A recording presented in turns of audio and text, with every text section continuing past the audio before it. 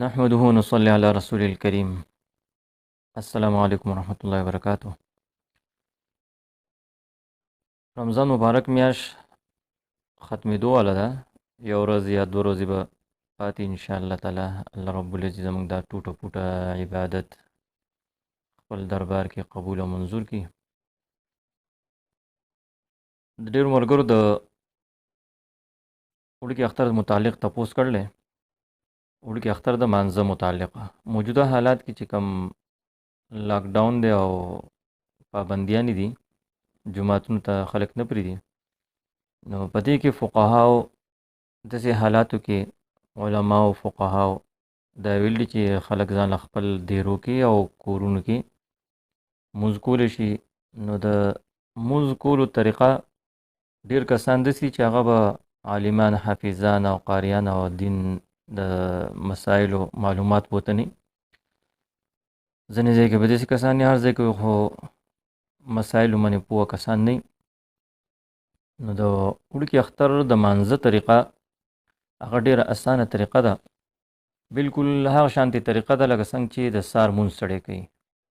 سار مونځ امام چې څنګه کوي هغه شانتې طریقه ده. او په دې کې شپږ زائد تکبیرات دي. او لومبنی رکعت کله چې ته امام سره کم از کم 3 کسان ان ټوټل 4 کسان کم از کم پکار دي. او که دې نه زیاتې نو څه خبر نشي دیره کې یا کور کې. د جمعې په مانځو کې به هم تاسو چې کوم دی لږه ډېره طریقه زده کړې دي موجوده حالاتو مطابق، هغه شانتې طریقه به دې کې اپناول پکار دي. لومبی د وړوکي اختر مونځ دا واجب دی او د دې وخت هغه د سار چې کله نور راوخیږي او مکروه ټایم ختم شي هغه ټایم کې د دې وخت شروع شي. نو په دغه ټایم کې یو کس امام شي او باقی مقتدی شي. نو امام د وړوکي اختر نیت کې به مقتدیانو نیت وکړي چې وړوکي اختر واجب مونځ ادا کومه. نیت د زړه نه کافي دی، په ژبه باندې ویلو ته ضرورت نشته. البته که یو سړی د نیت مضبوط والي لپاره په ژبه مو ووایي نو څه خبر نشته. مقتدیان چې هغو د 2 رکعاتو واجبو نیت وکړي او د زائد تکبیرات 6 زائد تکبیراتو نو نیت به وتړي. کله چې نیت وتړو نو لومبني رکعات کې د سبحانك اللهم وبحمدك وتبارك اسمك وتعالى جدك ولا اله غيرك د دین وروستو 3 تکبیرونه به وایي. امام 3 تکبیرونه به وایي، غوږونو ته به لاسونه اوچت کړي او بیا به لاسونه په 3 واړو تکبیراتو کې ځوړند ساتي، په نامه به یې نږدي. نو کله چې 3 تکبیرات یې ووي نو بیا به نامه نه لاندې لاسونه وتړي او سوره فاتحه او ورسره یو سورت دا به میلاو کړي او بیا به رکوع کړي. دغه شانتې یو رکعت به پوره کړي. کله چې 2م رکعت ته پاسي نو 2م رکعت کې به د سورت او الحمدلله سورت وي. هغه سورت د ویلو نه وروستو امام به 3 زائد تکبیراتو کې هغه زائد تکبیراتو کې به لاسونه اوچتوي غوږونو ته او بیا به ځوړند ساتي. مقتدیان هم دغه شانتې کوي.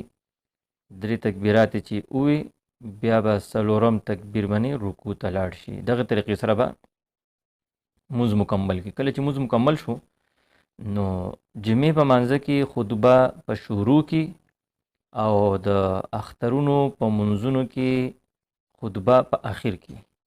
نو بیا به که هغه صحیح خطبه چاله ورځي کتابو سره یا چې کوم دی نیټ کې هم ډاونلوډ کېږي هغه خطبه ویلی شي جو بهتره ده. مقتدیان او امام ټول بچی په شریکه خطبې ته امام به خطبه ووایي او مقتدیان به ته غوږ کېږي. او که هغه خطبه وس یو کس له نه ورځي